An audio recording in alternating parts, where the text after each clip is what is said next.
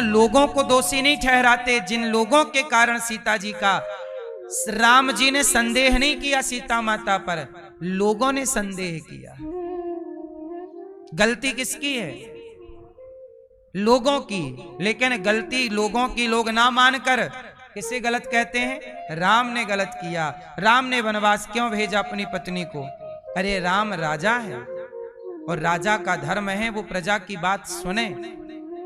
नहीं सुनेंगे तो भी तो लोग कहेंगे प्रजा की बात सुनता ही नहीं राजा। इसलिए मेरी मां, राम होना इतना सरल नहीं है जितना आप समझते हैं। मर्यादा का पालन इतना भी सरल नहीं।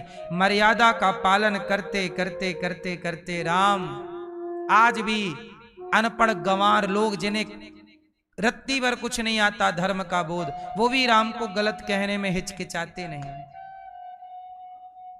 इसलिए कहता हूं, राम को पढ़ो, राम को सुनो, सत्संग करो। राम भगवान है और भगवान इन्होंने कहा कभी गलती नहीं करते। इसलिए कहता हूं थोड़ी सी चर्चा राम की अपने बच्चों को जरूर सुनाया करो, थोड़ा सत्संग जरूर कराया करो, ठीक है। आज राम नवमी है। जीवन में राम ने यही सिखाया है कि समाज की सेवा करो। इसलिए ये दास राम के रास्ते पर चल रहा है। राम जी ने उस जटायु पक्षी का दर्द समझा। आप लोग पक्षियों को मार के खा जाते हैं, आप लोग मतलब जो लोग खाते हैं, लोग पक्षी मार के खा जाते हैं। राम जी ने उस पक्षी जटायु का भी सम्मान किया, अंतिम संस्कार किया। राम ने तो पक्षियों का भी सम्मान करना सिखाया है। राम जी ने तो शबरी माता, आज की भाषा में दलित की बेटी शबरी माता, जिन दलितों को आज समाज में कुछ लोग सम्मान नहीं देते, छुआछूत की दीवार खड़ी करते हैं, राम जी ने त्रेता में ही छुआछूत की दीवार गिराकर शबरी को गले लगाकर मैसेज दिया कि सबको गले लगाओ। यही आपका बड़प्पन है। किसी से नफरत ना करो। राह में आए जो दीन दुखी, सबको गले से लगाते चलो। जब हमारे भगवान जातवाद का भेदभाव नहीं करते तो मैं कौन होता हूं जातवाद का भेदभाव करने वाले। जातियां सनातन में मुख्य कितनी जातियां हैं? बोलो। सनातन में मुख्य 4 जातियां हैं। अच्छा, मुसलमानों में जातियां होती हैं कि नहीं? जोर से, जोर से, जोर से। हाँ, मुसलमानों में भी जाति होती है। एक पठान जाति है, एक खान जाति है ना? ऐसी तमाम जातियां हैं। मुसलमानों में भी बहुत जातियां हैं। वहां भी पठान मुसलमान अपनी बेटी का ब्याह सबके साथ नहीं करता। खान मुसलमान भी अपनी बेटी का ब्याह सबके साथ नहीं करता। वहां भी जातियां हैं। पर सनातन को बदनाम करने के लिए यहां की जातियों को ज्यादा हाईलाइट किया जाता है। आज मैं आपको एक छोटी सी बात और समझा दूं। हमारे सनातन में कितनी जातियां हैं? जोर से मैया, सुन रही हो ना? सनातन की कितनी जातियां हैं? मुख्य 4। एक जाति है ब्राह्मण, एक जाति है क्षत्रिय, एक वैश्य और एक शूद्र। और ये जाति क्या? ये व्यवस्था है। ब्राह्मण कोई जाति नहीं है, ब्राह्मण एक व्यवस्था है। क्षत्रिय एक व्यवस्था है, वैश्य एक व्यवस्था है और शूद्र एक क्या है? समाज की व्यवस्था तो बनानी पड़ेगी। तो हमारे पूर्वजों ने सनातन को 4 भागों में डिवाइड किया। कुछ काम ब्राह्मण को दे दिए, कुछ काम क्षत्रिय को, कुछ काम वैश्य को, कुछ काम शूद्र को, ताकि अपने अपने काम को करो और व्यवस्था बनी रहे। एक ही। अच्छा ये बताओ, ब्राह्मण के पिता का नाम क्या है? भैया बताओ, ब्राह्मण के पिता का नाम? आपके पिता का नाम कौन है? ब्राह्मण के पिता है? नहीं? चलो बताओ, क्षत्रिय के पिता का नाम? वैश्य के पिता का नाम सुनो, शूद्र के पिता का नाम आज सुनो, चारों के बाप का नाम सुनो। वेद वाक्य बोल रहा हूं, वेद, हमारे वेद कह रहे हैं कि चारों का पिता कौन है। सुनो, ब्राह्मणोस्य मुखमासीद बाहु राजन्यः कृताः ऊरु तदस्य जद वैश्यः पदभ्यांगुं शूद्रो अजायत। ये वेद वाक्य है। ब्राह्मण भगवान श्रीमन नारायण के मुख से प्रकट हुआ, मतलब ब्राह्मण के पिता कौन? भगवान नारायण, हाँ या ना? सुनो, क्षत्रिय भगवान नारायण की जोर से भुजा से, और वैश्य भगवान नारायण के जंघा से, और शूद्र भगवान नारायण के चरण से। तो चारों के पिता एक नारायण से ही चारों प्रकट भये। तुम चारों एक बाप की संतान हो। झगड़ा किस बात का है? झगड़ा केवल अज्ञान का है, मूर्खता के कारण झगड़ा है। तुम्हारा मूल में बाप तो एक ही है। रामचरितमानस में भी पढ़ लो, एक पिता के विपुल कुमारा, एक पिता के 4 बेटे हुए, उन 4 में एक बेटे का नाम ब्राह्मण रखा गया, एक का नाम क्षत्रिय रखा गया, एक का नाम वैश्य रखा गया, एक का नाम शूद्र। तो ब्राह्मण की जो संतान होती गई उसे ब्राह्मण कह दिया, वैश्य को वैश्य कह दिया, शूद्र की संतान को शूद्र और क्षत्रिय की संतान को संतान। ये व्यवस्था चली। तो ये व्यवस्था है। ब्राह्मण का काम क्या है? पढ़ना पढ़ाना, यज्ञ करना यज्ञ कराना, दान लेना दान देना, 6 काम ब्राह्मण के हैं। क्षत्रिय का काम क्या है? प्रजा की रक्षा करना। क्षत्रिय का काम है सुरक्षा की जिम्मेदारी किसकी है? देश को सुरक्षित कौन रखेगा? देश को शिक्षित कौन रखेगा? ब्राह्मण। देश को सुरक्षित कौन रखेगा? क्षत्रिय। और देश को धनवान कौन बनाएगा? वैश्य। और देश की जहां जरूरत पड़ेगी वहां तीनों की सेवा में, राष्ट्र की सेवा में खड़ा कौन रहेगा? शूद्र। ये व्यवस्था है। क्षत्रिय तलवार चलाएगा, पर तलवार बनाएगा कौन? शूद्र। लोहार तलवार बनाएगा और क्षत्रिय तलवार चलाएगा। ब्राह्मण घड़े से पानी पिएगा, पर घड़ा बनाएगा कुम्हार। ब्राह्मण क्षत्रिय वैश्य शूद्र जूता पहनेगा, पर जूता बनाएगा मोची। समाज की पूरी व्यवस्था बांट दी। जब तक इस व्यवस्था से लोग चलते रहे तब तक इस देश में बेरोजगारी नहीं थी। जब से लोग व्यवस्थाएं भुलाकर मनमाना आचरण किए तब से बेरोजगारी बढ़ गई। अब देखो ना, पहले जूता का काम कौन करता था? मोची। बोलो हाँ। आजकल जूता का काम मोची नहीं करता, बड़ी बड़ी कंपनियां कर रही हैं। तो मोचियों का काम बड़ी बड़ी कंपनियों ने छीन लिया कि नहीं? उत्तर दो। अरे जूते का काम मोची ही करता तो आज सोचो कितने जूते बिकते और कितना उसे आर्थिक लाभ प्राप्त होता। इसलिए मोची का काम जो है यदि वो ठीक तरीके से करे और ये कंपनियां यदि ना घुसें तो उसे खूब रोजगार है। लेकिन मोची जूता बना नहीं रहा, बड़ी बड़ी कंपनियां जूता बेच रही हैं। आधुनिक औजार, आधुनिक वैज्ञानिक। अच्छा बताओ, पृथ्वीराज चौहान की तलवार कितने किलो की थी? उत्तर दो। नहीं, 40 किलो की। पृथ्वीराज चौहान की तलवार कितने किलो की थी? 40 किलो की। 40 किलो की तलवार चलाते थे वो। और वो तलवार बनाने वाला कौन था? कोई लोहार था।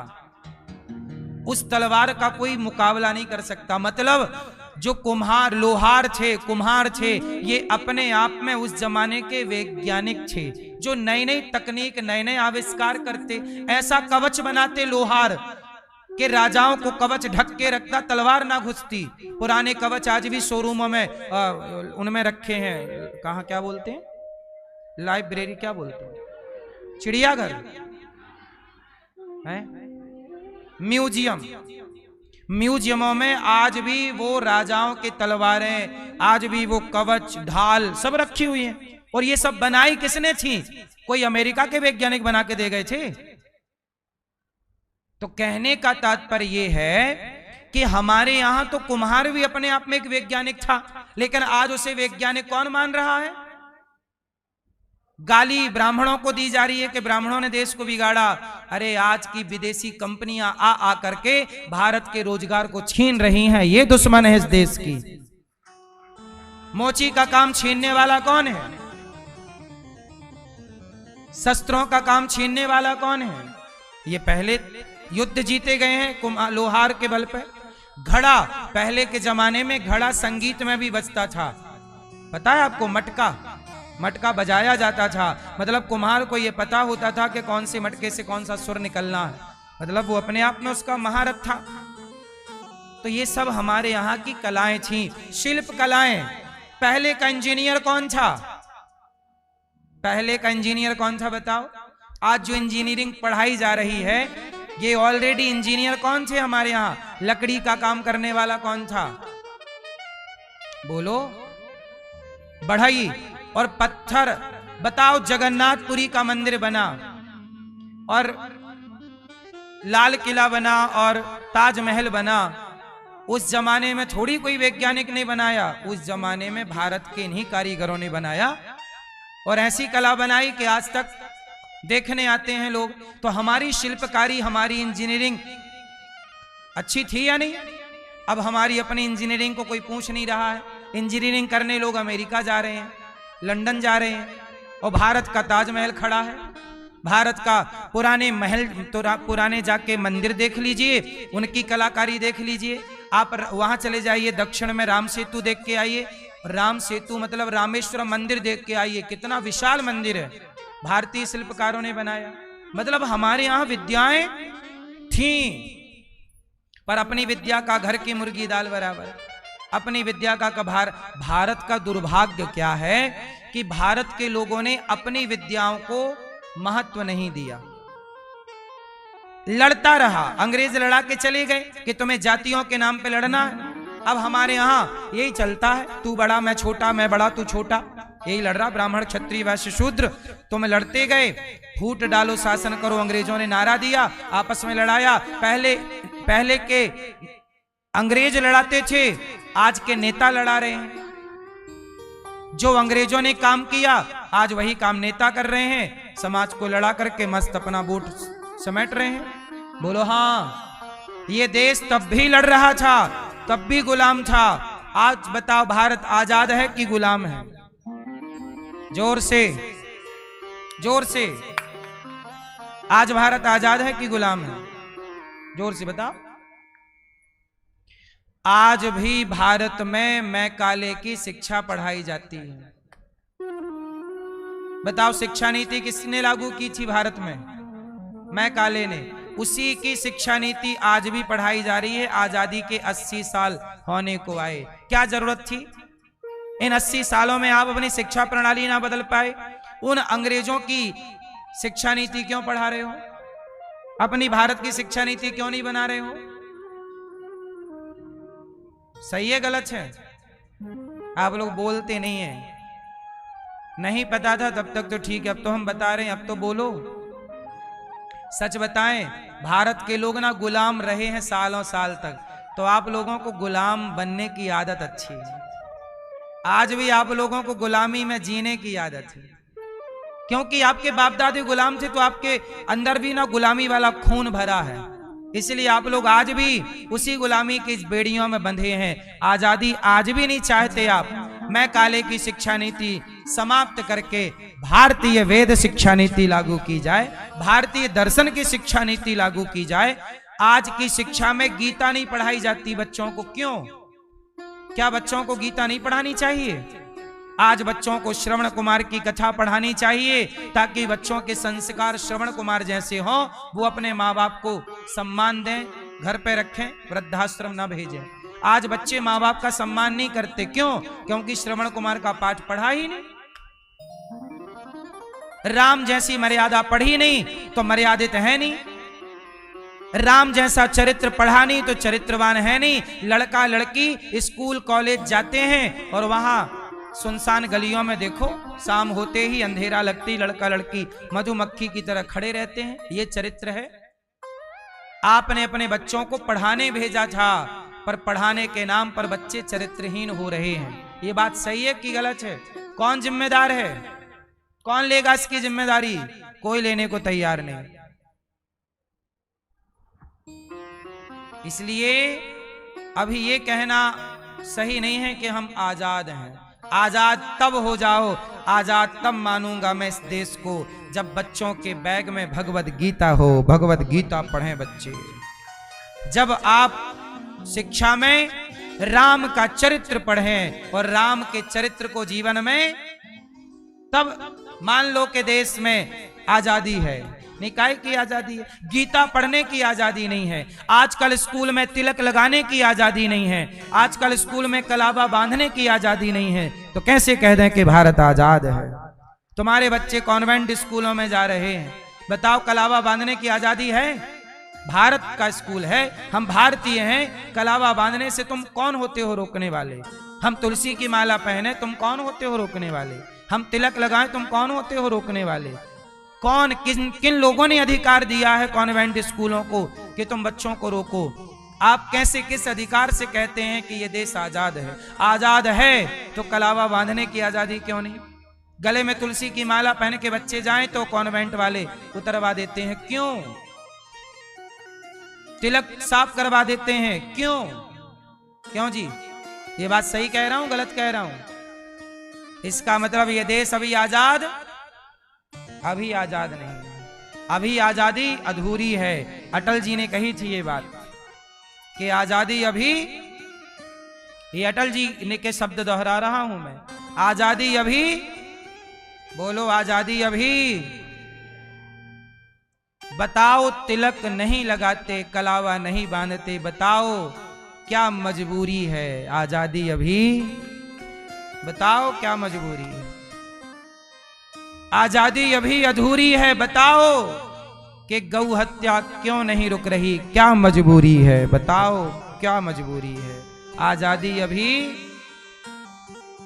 अधूरी है। इसलिए मेरी मां, आजादी, अटल जी ने कहा था आजादी अभी अधूरी है।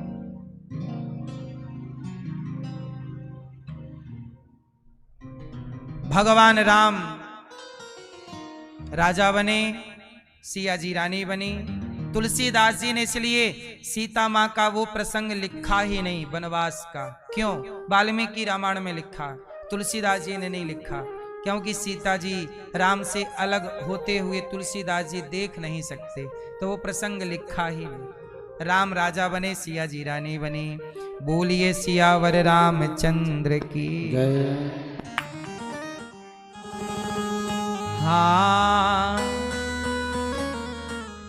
चारों दुल्हा में राम क्या बने दुल्हा, चारों दुल्हा में बड़का कमाल सखियां। हो आज मिथिला नगरिया ने हाल सखियां, आज मिथिला नगरिया ने हाल सखियां। चारों दुल्हा में बड़का कमाल सखियां।